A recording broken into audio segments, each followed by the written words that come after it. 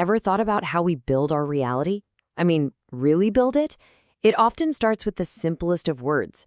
In this explainer, we're going to uncover the hidden power of adjectives and how these little descriptive words literally shape the world that we see around us. So, let's dive right in. Okay, let's start with a totally blank slate. A single word. Player.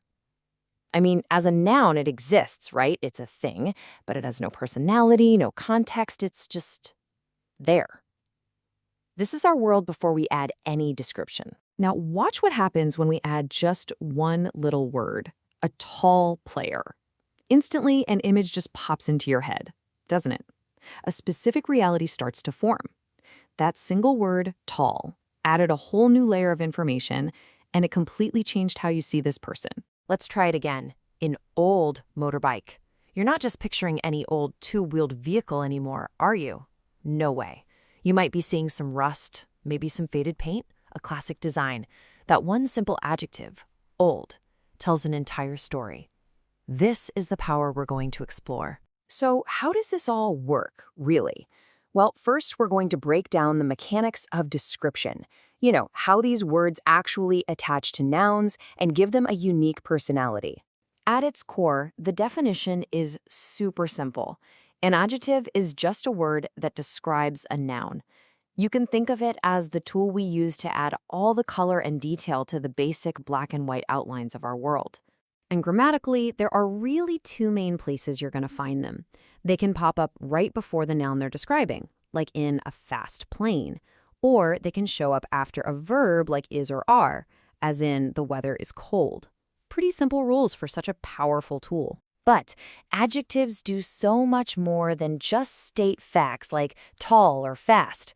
This is where it gets really interesting. They're pretty much the main way we inject our own feelings and opinions into the world. And this is where we learn to kind of turn up the volume on our feelings. We don't just say something is old. We add an intensifier, a word like very, to amplify it. See, an old motorbike is a fact. But a very old motorbike? Well, that's a judgment. That's an opinion. So let me ask you, what is your opinion about a smart house? Whatever your answer is, whether you think it's convenient, creepy, or modern, you're using an adjective to show how you feel. You've just turned a neutral object into something personal. But description isn't always positive or even neutral. Adjectives are absolutely crucial for defining problems and setting boundaries.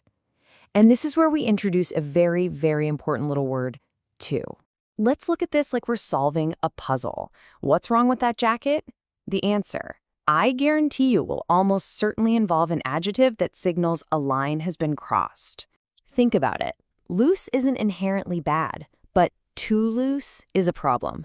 Tight on its own is just a description, but too tight is a limit. That word too is a little alarm bell that signals we've crossed a line into something negative. And the same exact rule applies everywhere.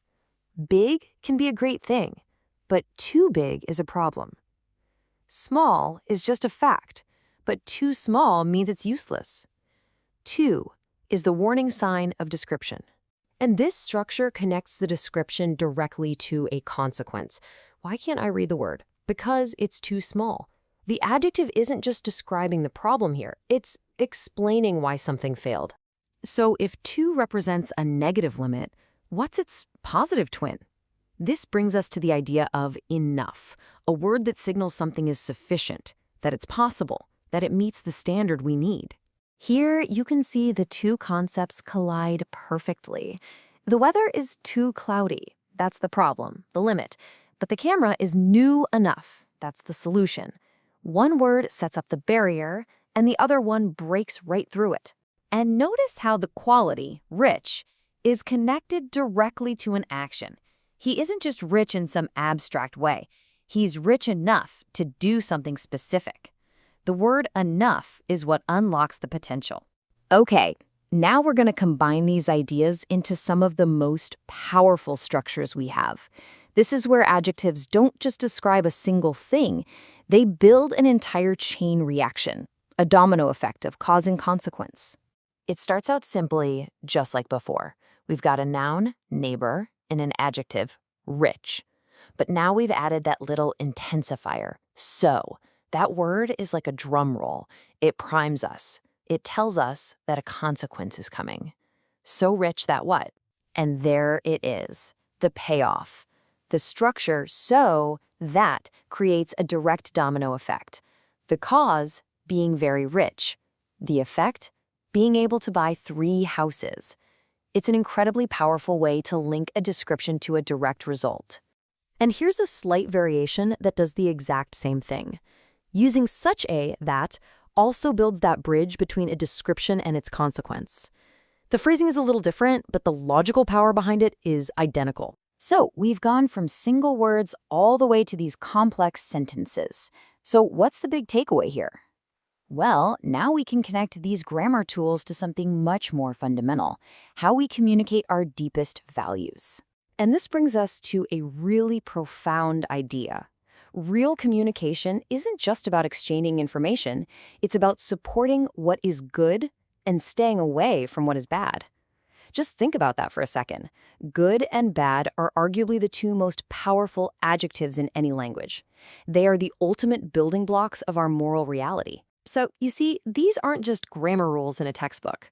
The adjectives you choose, everything from tall to too tight, from enough to good, these are the tools you use every day to build your reality, state your opinions, and define what you value. The only question left is, how will you use them to describe and shape your world?